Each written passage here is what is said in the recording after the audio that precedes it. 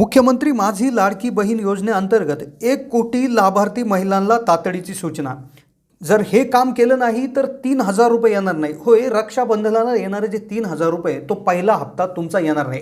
तुमचा अर्ज जरी पात्र झाला असेल, अप्रूव्ह झाला असेल, पण तुम्ही जर हे 2 ते 3 कामं या गोष्टी चेक केल्या नाही तर तुमचे पैसे यायला अडचण निर्माण होऊ शकते।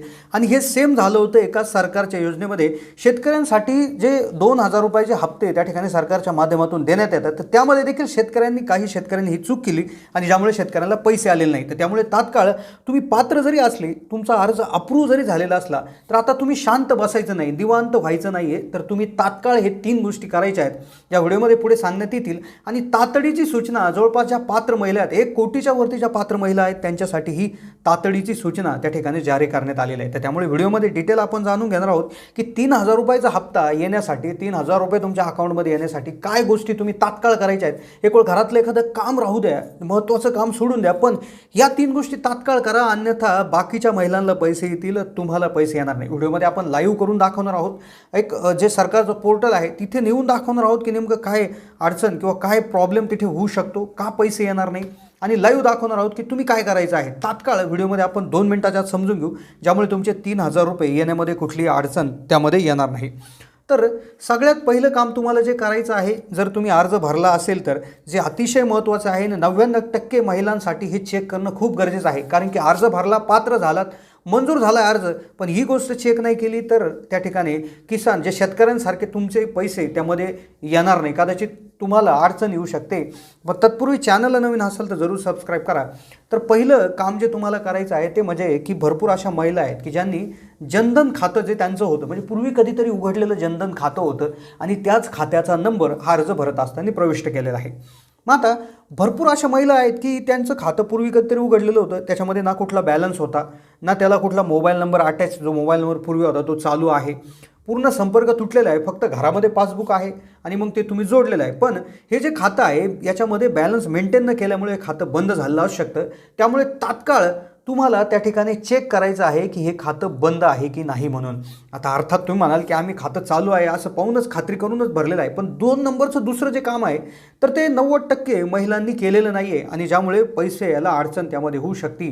तर तुम्ही काय करायचं आहे, सगळ्यात आधी दुसरं काम जे आहे तर ते खूप महत्त्वाचं आहे, जे लाईव्ह आपण करून दाखवतो। पण तत्पूर्वी तुमचं खातं ॲक्टिव्ह आहे की नाही हे पाहण्यासाठी तुम्ही काय करू शकता, तुमचा जो मोबाईल नंबर त्याला अटॅच आहे त्यावर मेसेज काही आलेले असतील ते बघू शकतात, किंवा तुम्ही तात्काळ तुमचं ते पासबुक घेऊन बँकेमध्ये लगेच जायचं आहे आणि लगेच चेक करायचं आहे की हे खातं चालू आहे की नाही। ते जर नसेल तर चालू करण्यासाठी अर्ज करायचा आहे, काहीतरी मिनिमम बॅलन्स त्याच्यामध्ये ठेवायचं आहे, ते करून घ्यायचं आहे आणि तात्काळ तुम्ही ते बँक खातं करून घ्यायचं, चालू करून घ्यायचं आहे। मग आता तुम्ही बँक खातं चालू करून घेतलं, पण त्यानंतरची दुसरी गोष्ट जरी केलेली नसेल तरी देखील तुमचे पैसे यायला अडचण येऊ शकते, ती म्हणजे बँक खात्याला आधार लिंक करून घेणं। होय, बँक खात्याला आधार लिंक केलेलं जर असेल तर चांगली गोष्ट आहे, पण यामध्ये अजून एक गोष्ट अशी आहे, कारण की तुम्ही म्हणाल की आम्ही आधार लिंकिंग करूनच बँक खातं दिलं होतं, पण मित्रांनो लक्षात घ्या की तुम्ही जे अकाउंट नंबर तिथे भरला आहे, जो अकाउंट नंबर अर्जात दिला आहे, त्या अकाउंट नंबरला आधार लिंकिंग आहे की नाही हे तुम्ही चेक केलं आहे का। तर त्यासाठीच तुम्हाला एक गोष्ट चेक करायची आहे, ती कशी चेक करायची आहे ते व्हिडिओमध्ये मी व्हिडिओच्या शेवटी सांगणार आहे की कसं चेक करायचं की तुमचं आधार लिंकिंग त्या बँक खात्याला झालेलं आहे की जे बँक खातं तुम्ही तिथे भरलं आहे। कारण काय होईल, दुसऱ्या एखादं भरलं आणि म्हणजे दुसऱ्या अकाउंटला जर ते खातं त्या ठिकाणी जोडलेलं असेल आणि तुम्ही अर्ज भरताना दुसरंच भरलेलं असेल तर तरी देखील माझ्यामध्ये प्रॉब्लेम येऊ शकतो, कारण की डायरेक्ट बेनिफिट ट्रान्सफर अंतर्गत तुम्हाला सर्व पैसे त्या ठिकाणी येणार आहे। त्यामुळे तुमचं हे खातं जे आहे तर ते आधार लिंकिंगला असणं गरजेचं आहे। आता आधार लिंक आहे की नाही कसं चेक करायचं हे पण सांगेल, आणि आधार लिंक नसेल तर काय करायचं हे देखील व्हिडिओमध्ये सांगणार आहे। पूर्ण माहितीने भरलेला व्हिडिओ आहे, त्यामुळे मध्ये सोडू नका। पण तिसरं काम कोणतं आहे, हेच देखील तिसरं काम खूप महत्त्वाचं आहे, कारण की वरच्या 2 गोष्टी जरी क्लिअर असल्या पण हे तिसरी गोष्ट जरी बरोबर नसेल तरी देखील तुमचा प्रॉब्लेम होऊ शकतो। ते तिसरं काम म्हणजे तुम्ही आता भरपूर लोकांनी नारी शक्ती दूतमधून त्या ठिकाणी अर्ज भरलेला आहे। आता नारी शक्ती दूतमधून जर अर्ज त्या ठिकाणी भरलेला आहे तर तुमचं ते अर्ज भरत असताना तुम्ही जो खाता नंबर दिलेला आहे, म्हणजे ते बँक खातं नंबर त्या ठिकाणी जो दिलेला आहे, अकाउंट नंबर दिलेला आहे, तो टाईप करताना बरोबर केला आहे का, बऱ्याच वेळा तो टाईप करताना चुकलेला असू शकतो। तर त्यामुळे तात्काळ तुम्ही तुमच्या नारी शक्ती दूत ॲपमध्ये जायचं आहे। तिथे तात्काळ तुम्ही चेक करायचं आहे की जो अकाउंट नंबर तुम्ही त्या ठिकाणी दिलेला आहे तो बरोबर टाकलेला आहे का, IFSC कोड बरोबर दिलेला आहे का, हे सगळं तुम्हाला पाहून घ्यायचं आहे. आणि याच्याशी आधार जो नंबर दिलेला आहे, ज्या बँकेचं खातं दिलेलं आहे ते एका साईडला नोट करून घ्यायचं आहे आणि पुढं ते चेक करायचं आहे आधार लिंकिंग आहे की नाही. आणि जर नसेल तर काय करायचं ते मी व्हिडिओमध्ये सांगणारच आहे. आता आधार लिंकिंगची प्रोसिजर काय आहे, आधार लिंक आहे की नाही हे कसं चेक करायचं, इथून पुढे लगेच जाणून घेऊ. आणि आधार लिंक नसेल तर काय करायचं, कसं लिंकिंग करून घ्यायचं, घर बसल्या मोबाईलच्याद्वारे कसं करायचं हे देखील मी व्हिडिओमध्ये सांगतोय. व्हिडिओ पहा. व्हिडिओ पाहिल्यानंतर तुमचे 3000 रुपये यायला कुठलीही अडचण त्यामध्ये येणार. आता सगळ्यात आधी पाहूयात की आधार लिंक आहे की नाही हे कसं चेक करायचं. आता लिंक नसेल तर ते लिंकसुद्धा कसं करायचं हेच तुम्हाला मी व्हिडिओमध्ये देखील सांगणार आहे. हा व्हिडिओ पूर्ण जर पाहिला तर तुमचे पैसे येण्यामध्ये कुठलीही अडचण येणार आहे, त्यामुळे व्हिडिओ पूर्ण पहा.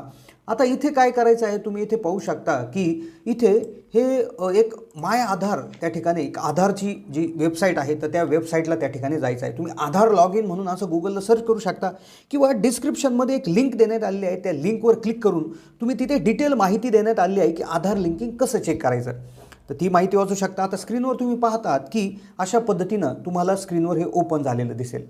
तर सगळ्यात आधी तुम्हाला इथे लॉग इन करायचं आहे. लॉग इन करण्यासाठी तुम्ही तुमचा आधार नंबर इथे एंटर करायचा आहे. सगळ्यात आधी वरती इथं आधार नंबर एंटर केल्यानंतर त्या ठिकाणी इथे कॅप्चा म्हणून एक त्या ठिकाणी काही अक्षर आहेत, ती कॅप्चा अक्षरं भरायची आहेत.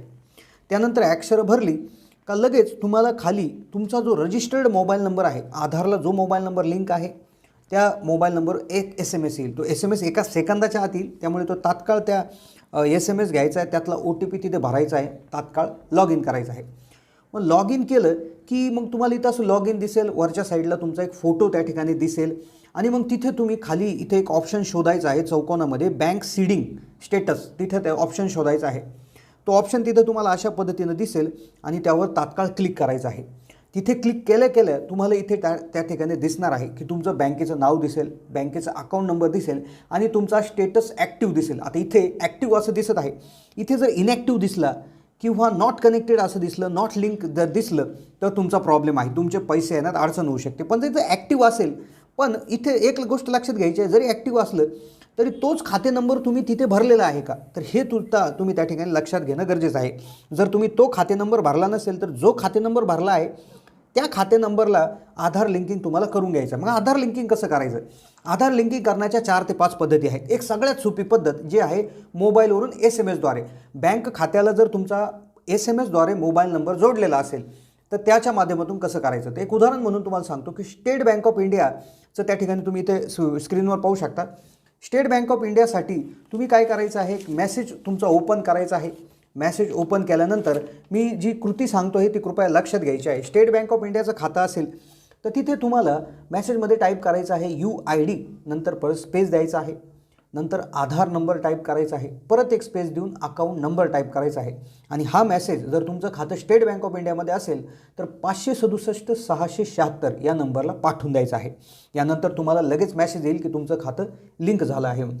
ते जर खातं तुमचं युनियन बँक ऑफ इंडियामध्ये असेल तर तुम्ही UID असं टाईप करून स्पेस देऊन अकाउंट नंबर, परत एक स्पेस देऊन तुमचा आधार नंबर त्या ठिकाणी टाईप करायचा आहे.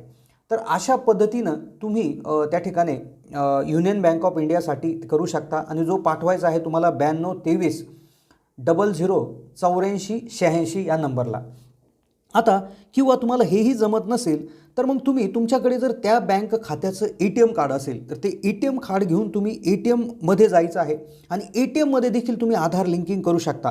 तर याची पूर्ण प्रोसेस त्या ठिकाणी आम्ही आमच्या वेबसाईटला दिलेली आहे. तर नक्कीच तुम्ही आमच्या kisanhelpline.org या वेबसाईटला नक्कीच भेट द्या. होय, kisanhelpline.org या वेबसाईटवर आम्ही पूर्ण आधार लिंकिंग कसं करायचं आहे, कशा पद्धतीनं करायचं याची माहिती देण्यात आलेली आहे.